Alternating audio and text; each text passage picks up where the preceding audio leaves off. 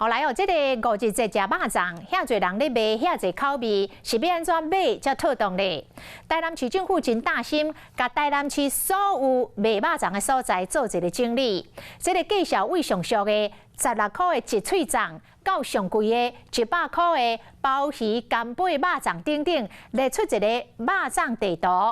有的是规年冬天拢咧卖，有的是5日节才有咧卖。互民众透过这个地图买肉粽，买甲轻轻松松，阁会当买到家己爱食的口味。 拍开粽盒啊，手工古早味的肉粽，基本的鸭有香菇、三层、咸蛋钱，全部拢有。安尼一粒敢若30块。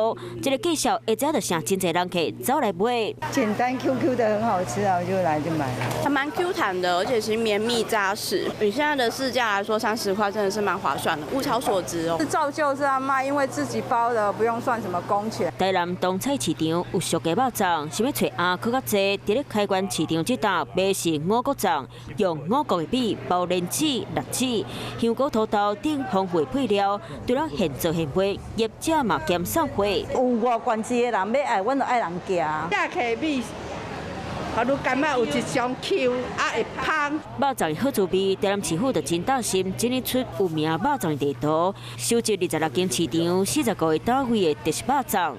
除了一般传统的肉粽以外，也佫有菜粽、羹粽，个这个肉粽佫分迄个养生粽，有一些是期间限定的肉粽。除了传统市场外，贸易者推出一喙食落去肉粽，外形细细粒仔，口味嘛真多元。小颗有小颗的料啊，对，大颗的料比较多。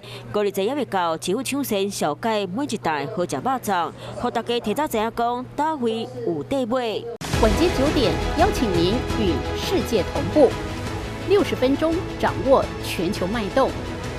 World News 9，陈雅玲世界晚报给您崭新视野。